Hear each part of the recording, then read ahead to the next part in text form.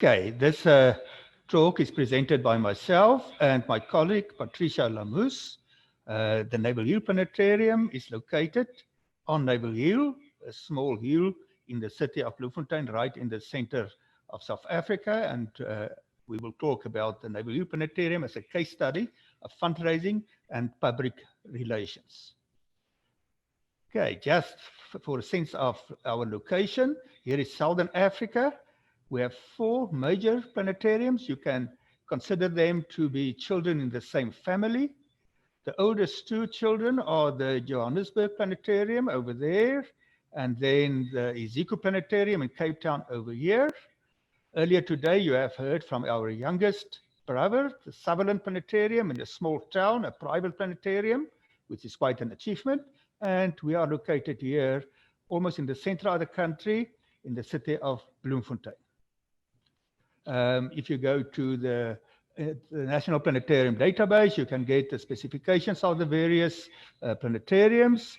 2 of them founded 1960 and 1958, and the other 2 joined recently. In 2013, we became the first digital planetarium in Southern Africa, and we were soon joined by the Iziko Planetarium, which upgraded to also digital technology. And then came the Sutherland Planetarium, also with a digital system on board. We had a dream. This is what the dream looked like. You will hear more about this telescope exhibit on the outside very briefly. More about you will be able to read in the proceeding. But this dream became a reality in 3 phases. 2013, when the digital projection technology was installed. 2016, an environmental center were added. And in 2019, we added this exhibit. And that exhibit is of the telescope that was in the old Lamusse Observatory building. So this is maybe a unique aspect of this planetarium. It is located in an old telescope building. This observatory was founded by the University of Michigan in 1928. So this building is 1928 architecture. You can just see the old telescope there. So it's quite exciting for us to have it. It's not an operational telescope, it's just an exhibit. Naval Hill, let me just show you again, is a small game reserve, one of only 2 or maybe 3 in the world, totally surrounded by a city. Just to show you that we are really in a game reserve, one of the giraffes, and maybe you will believe me, but you don't have to, that in South Africa, the giraffes are bigger than planetariums. Now, every planetarium is unique. From its technical specifications, through its architecture, history, and also the community it serves. In the end, the whole resembles a complicated story, and in our case, the fundraising campaign was more like a libretto of an opera, as our colleague in the university fundraising office will soon tell you. Fundraising and public relations functions around a planetarium are closely linked. To establish and operate a planetarium in a sustainable manner is tough. We don't do it because it is easy. Our aim, through our affiliation with the IPS, is to support each other in this great adventure. We would not be participating today if it was not for the enthusiasm and support from various people in the international planetarium community. But for a long time, our small team dreamed about a planetarium in Bloemfontein, the city of stars and roses, and you can read more about why we call ourselves the city of stars and roses. In central South Africa, guided by nothing more than childhood planetarium experiences from the 1970s and the enthusiasm of a team member with experience as a presenter in the 1960s on a Spitz planetarium projector with a canvas dome. The campaign to raise the funds that we needed to establish the planetarium was as absorbing, as convoluted, and sometimes as dramatic as the libretto of an opera. There were twists and turns and characters that were larger than life, and in the end, it took a lot of scheming. Looking back on the process, though, the campaign was consistent with the classic pattern of a so-called capital campaign. In other words, we had a silent phase to secure the lead gifts, after which we raised the additional funds we needed through a public phase, harnessing momentum and urgency to achieve the final goal. As a developing country with a very open economy, we have a volatile currency, which was one of the challenges we had to navigate since the planetarium system was imported. Another major difference between our environment and a developed world context is that contributions from individuals are extremely rare for various reasons. Another element of our campaign that was essential to its success. Ooh, I've missed a few things, so I'll jump after I've started to say the introduction about how convoluted the campaign was. I have to say that our campaign needed a champion and an individual who had this enthusiasm, drive, and credibility to take people with him. And that person was Professor Marty Hoffman, who was the face of the project throughout the entire process. And his vision and ability to translate the vision into a workable plan and his temperament were absolutely essential to the project. I'm a fundraiser for a very large organization, a university employing more than 3,000 people and serving approximately 40,000 students. In my experience, when a project is difficult and complex, it is essential to have somebody at the helm who takes ownership of the project as a personal mission. The organizational buy-in will follow later. In other words, a project like this works when it is a bottom-up rather than a top-down initiative.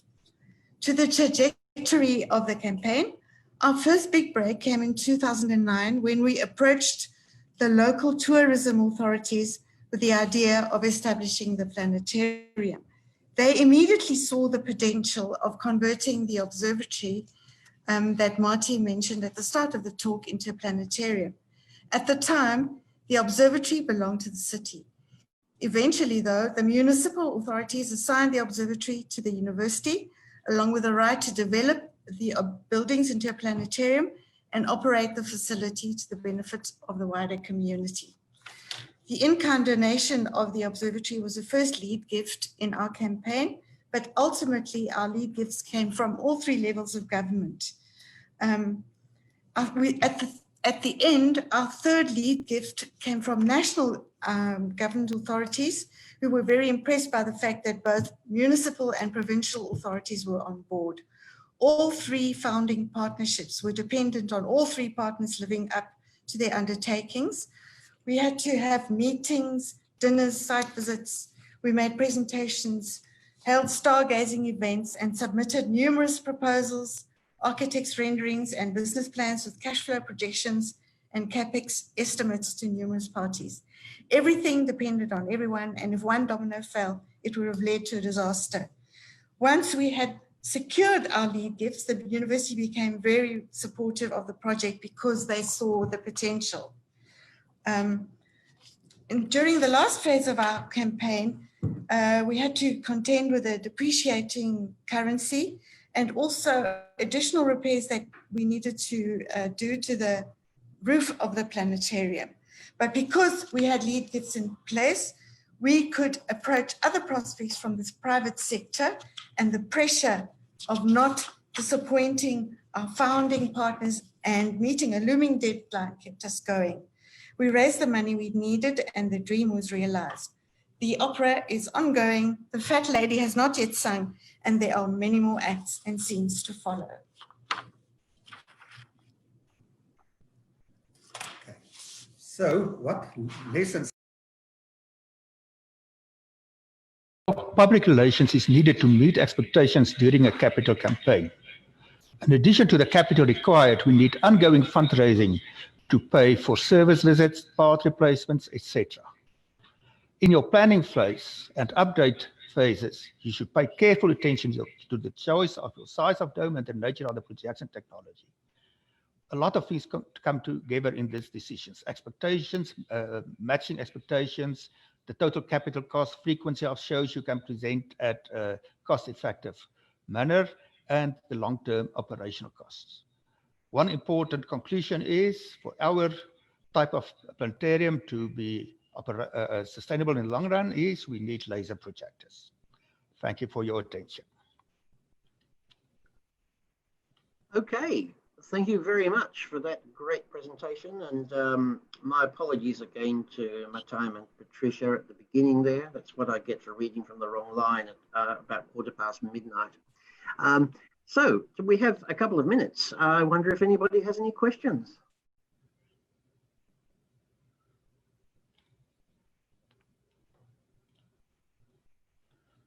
Nobody? Okay, a comment that I'll make that I think was very relevant that we saw toward the end there is that consideration always needs to be given to those long-term costs. I've seen more than one institution set up in which it's great at first, but they don't have enough to keep them going, enough funding, annual budget and so on and so forth. So all of those factors we saw there, I think are very, very important in setting up a planetarium. Anybody else with any comments? No? Are you all hearing me okay? Good, okay, excellent. Just wondered why there was silence. Okay, any other things before we move on to the GOTO presentation? We still have about 85 seconds left according to my computer. I think North Americans are falling asleep here, Martin, so. You're asleep? Some of us have been up for a long time. I can't believe I'm still doing this to Dana. Martin, can I make a comment? Yeah. Yes. Okay. Yeah.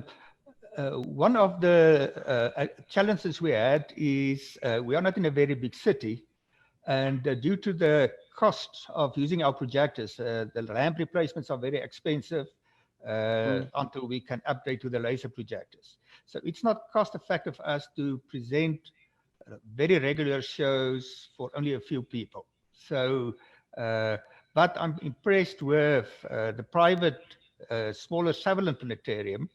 Their choice of technology, I mean, they are in a small town, so they could not go for the most expensive 4K or 8K systems, but they still have a 3K system with 4 projectors, so they can do a lot of things, and their running costs per show are very, very low, and that enables them to have very regular presentations to small groups. That's typically for a town dependent on tourists and so on.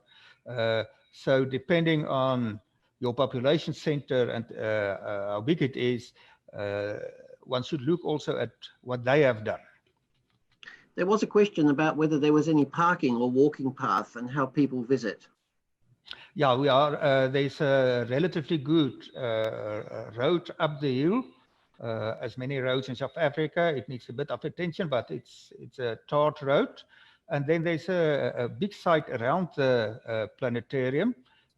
In our next phases, we will upgrade it a bit to make the parkings a bit more formal. So it's a little like it has a rural feeling, being in a game reserve. The fence is like the fence of a farm, but that's how it comes from history. And last comment, I mentioned that we are the city of stars and roses, at least as far as South Africa is concerned.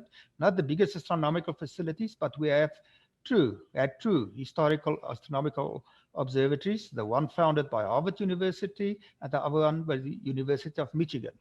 And you can go and read on the internet why that would be, that they choose Bloemfontein of all places on Earth to establish 2 observatories. Okay, thank you. And very briefly, could you talk about the work with the Department of Environment at the planetarium? Yes, in our came up in the chat. Yeah, in our choice of shows, we also bring in shows that focus on the environment, like Living Climate, Fragile Earths, and shows like that. There's an environmental hall, so visitors to school visits to the environmental center often combine that with a visit to the planetarium. And that department is also includes a tourism sub-department. And of course, there's a lot of tourist potential in a planetarium. So that's a very natural synergy between what they want to achieve and what we can offer. Okay, thank you very much.